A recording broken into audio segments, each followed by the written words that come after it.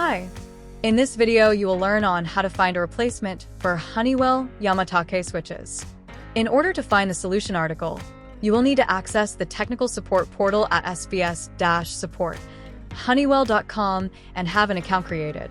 By using the above search bar, put the words Honeywell Yamatake and hit enter.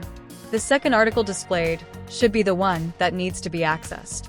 Honeywell Sensing Solutions does not have a replacement product offering to the old series of limit switches from Yamatake, which had an Endung J.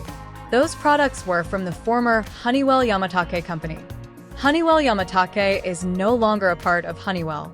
The Yamatake Corp is now a part of Asbel North America Incorporated.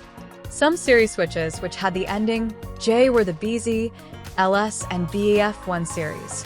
In the article, you can find the company contact details, and in the Files tab, you can find the datasheets for these switches. We hope that this information was useful, and please go through our YouTube channel to find more interesting videos. Thank you for watching.